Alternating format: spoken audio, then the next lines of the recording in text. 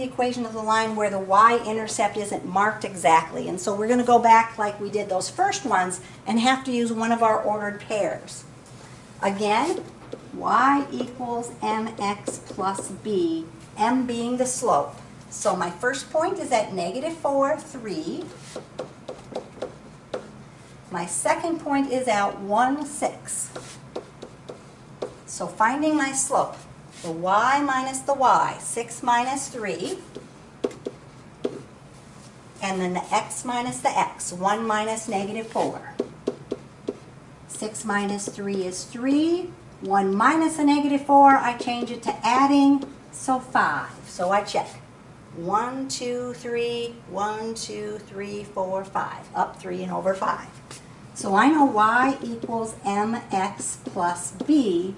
I know my m is 3/5, so y equals 3/5 x plus b. Now going back to those first problems, I'm going to use either one of these 2 points in for the x and the y so that I can find the b value like we did on those first problems. Just because both of these are positive, I'm going to use this one. So 1 in for x, 6 in for y. 6 equals 3/5 times 1 plus b. So 6 is going to equal 3/5 plus b. To solve that, I have to minus my 3/5. 6 minus 3/5 equals b. Now you could do that on your calculator. If you're not using your calculator, the easy thing to do is take the denominator times your whole number. 5 times 6 gives me 30/5. 30/5 minus 3/5 is 27/5 for your y-intercept. Now check to see if that makes sense. 27/5 is 5 and 2/5. Does my line touch the y-axis at 5 and 2/5? It's a little bit above the 5, so yes, that would make sense. I still have to answer the question. Write the equation. My equation says y equals 3/5 x, because my slope was 3/5, plus 27/5, because that's my y-intercept. And that's my answer that I'm going to type in.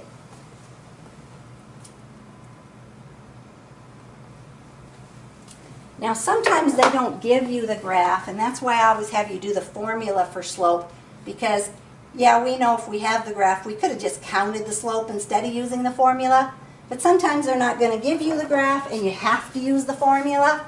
So I'm going to find my slope, the y from point 2 minus the y from point 1, so -4 minus 1.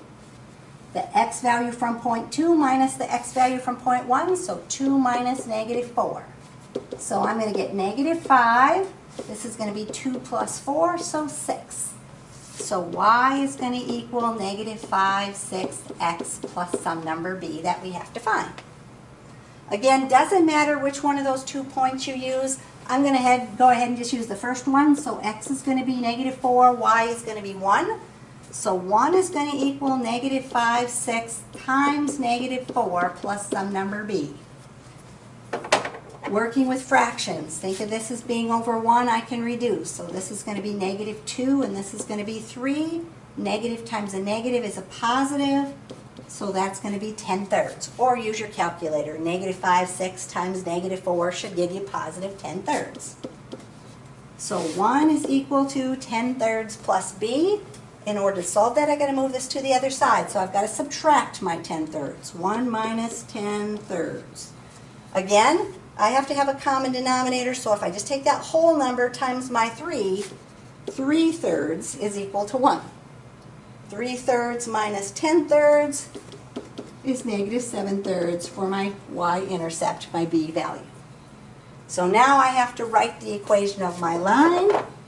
So y is going to equal my slope, -5, 6, x, my y-intercept, -7/3.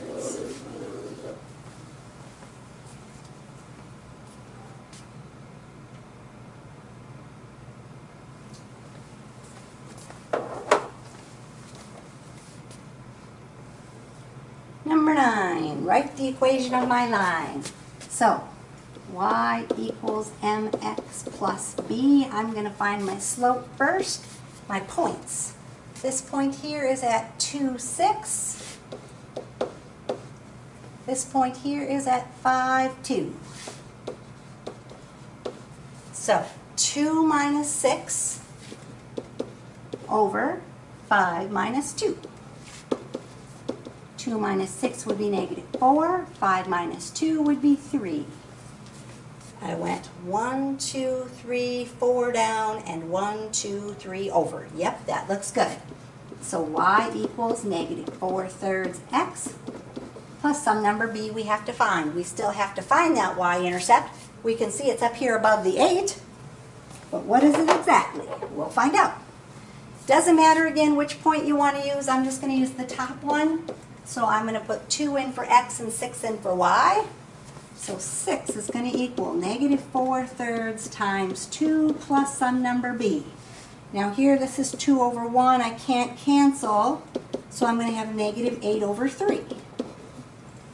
Negative 4 times 2 is negative 8. 3 times 1 is 3. To solve that, I have to take 6 and add my 8/3 to find my b value.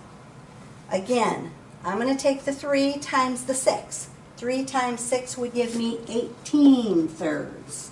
So 18/3 plus 8/3, adding those together, is 26/3.